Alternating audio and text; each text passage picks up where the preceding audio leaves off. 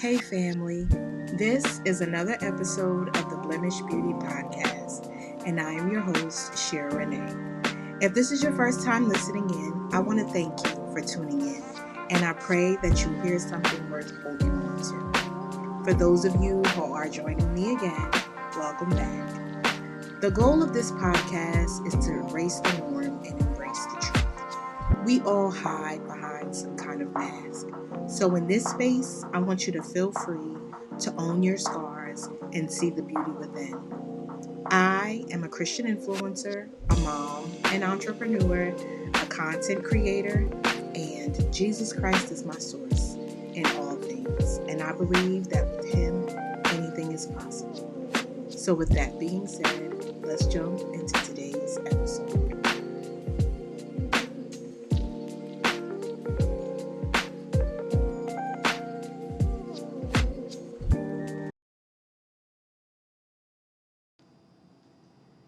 During my month of meditation and preparation for this new season, I started to flash back to my younger years, and I remember watching all of my favorite sitcoms. In almost every show, there was a pivotal scene where boy meets girl, boy likes girl, then boy pursues girl. And in most cases, our favorite TV couple would last throughout the duration of the show. But in some cases, our couple would break up.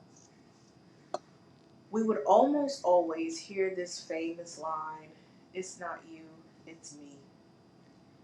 Now, we all know that when we heard this line, it's usually because the person wanted to end the relationship amicably. Some would argue and say that this line would also mean that the person who said that ended up finding someone better and wanted to let the person down gently. So the statement came to my mind because I wanted to know how many of us have done this in our lives. Hopefully, not in this scenario, but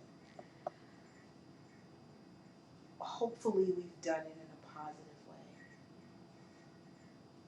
Have you ever reached a place in your life when you realize it's not them, but it's you? You desire a different version of life for yourself. You want to grow closer to God. You have realized your worth. And now, no matter how good of a person or people that they may be, whether romantic or platonic, it's just not God's best for your life. Sometimes we stay in situations mentally and physically longer than we're supposed to be in them because we aren't ready for what is on the other side of that person, that place, or that thing's absence. So, in honor of season 1, here's your beauty mark for the week. For all my new listeners, the beauty mark is the part of the segment where I give you something to ponder on, a nugget to take with you throughout the week. If you had a time machine that allowed you to see what was on the other side of that person, that place, or that thing, would you still remain where you are and who you're with? Jeremiah 29:11 reads, "For I know the plans I have for you." This is the Lord's declaration. Plans for your welfare, not for your disaster, to give you a future and a hope. This means the moment you decide to bet on the Lord, the moment you decide to give up what you thought was good enough because you trust God for the better, is the exact moment you allow God to show you what's waiting for you on the other side. Think about it like this. Imagine having a decent car. And this car is good. It's not the best, but it's good.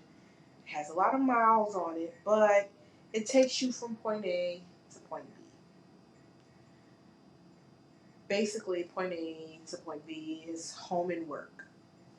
So imagine someone came along and told you, I need you to get rid of this car and then come see me the next day after you get rid of it. Now, most of us would think this is insane, but some of us might actually do it. Now, for the ones who think it's insane, we would get right into our car and keep it moving. But for the one or the ones that are crazy enough to trust in this person, they go and get rid of the car, show up to the location because they decided to be obedient. And the minute that they show up, they are handed keys not only to a car, but a brand new car with no miles and a clean title. Ephesians 3:20 reads, Now all glory to God, who is able, through his mighty power at work within us, to accomplish infinitely more than we might ask or think. This is what happens when we trust God. He has the ability to take what we think is good and give us something better. Just like in the example that I stated earlier, the better exceeds our expectations. And when we receive it, we realize that our version of good was not good enough. So it's time to prioritize yourself and choose you. Choose your peace. Choose your happiness. Choose your sanity. Choose life. Your life. We all get a certain amount of time here on earth, but none of us know the exact amount of time. So while you're here, why not decide to spend the rest of your days living purposefully? It's okay to walk away from good people and good places and good things if you know that's not God's best. If you made it through life on good enough, imagine how far you'd go the minute you decide to tap into your purpose and give God a yes.